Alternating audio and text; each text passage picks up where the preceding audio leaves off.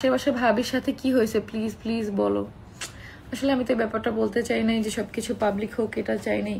আশেপাশের ভাবিরা কি কোনোদিনও ভালো হয়? এদের সাথে পাশের বাসার কুটনি ভাবি, যার সাথে তিশার এত গলায় গলায় খাতির, হঠাৎ করে তার সাথে কি ঘটলো যে তাকে নিয়ে এখন কথা বলতে হচ্ছে তিশার? না এই সবকিছুই একটা নাটক যা তিশা আখিকে দেখিয়ে জ্বালাতে চাচ্ছে। তো ঘটনাটা জানতে হলে ভিডিওটি স্কিপ না করে শুরু থেকে শেষ পর্যন্ত আমাদের সঙ্গেই থাকুন। আপু, পাশের বাসার ভাবির সাথে কি হয়েছে প্লিজ প্লিজ বলো। আসলে আমি তো এই ব্যাপারটা বলতে চাই নাই যে সবকিছু পাবলিক হোক, এটা চাই নাই। আশেপাশের ভাবিরা কি কোনোদিনও ভালো হয়? এদের সাথে ঝামেলা হবে, এই যে ঝামেলা হয়েছে আমাদের। আচ্ছা আমি বুঝলাম না, কোথাও কি তোমরা শুনছো বা আমরা লিখছি বা বলছি যে ভাবির সাথে এটা হয়েছে বা ওইটা হয়েছে বা ভাবি লিখছে, তুমি কোনো পোস্ট দিছো? সেটাই তো। তাহলে মানুষ কমেন্ট করছে, এই বেডি তাহলে কমেন্টটা করছে।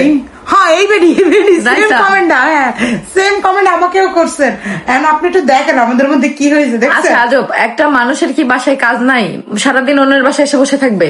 এটা কোনো কথা? মানে প্রত্যেকটা দিন প্রত্যেকটা রাত সে আমাদের কাছে আসবে, এটা কোনো কথা? বা আমরা তার কাছে যাব? কোনো মানুষ মানে তার সময় নেই? তার জামাই অফিসে যায় দেখে বেডি ভোর 5টা বাজে ওইটা রানতে রানতে আর জীবনটা শেষ, আর তোমরা বলতে যে কি হয়েছে। কই থেকে পাও তোমরা এইসব নিউজ ভাই? আমরা ভিডিও বানাই দেখে কি আমরা কি আগে যাবো এই ভিডিও তো করে দিব? এটা কোনো কথা বলো?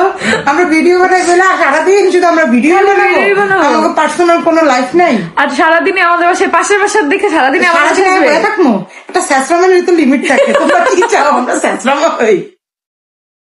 শুরুতেই বলেছিলাম পাশের বাড়ির ভাবি আর এই তিশা দুজনেই কিন্তু খুব ভালো নাটক করতে পারে।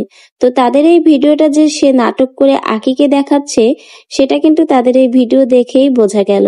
তো ভিউয়ার্স, আপনাদের কি মনে হয় এই তিশা আর পাশের ভাবির এই কুটনি ভাবির নাটক আসলেই কি আখিকে দেখানোর জন্য, না শুধুমাত্র অন্যের কমেন্টে রিপ্লাই দেওয়ার জন্য? অবশ্যই আপনার মূল্যবান মন্তব্য কমেন্টে জানিয়ে যাবেন।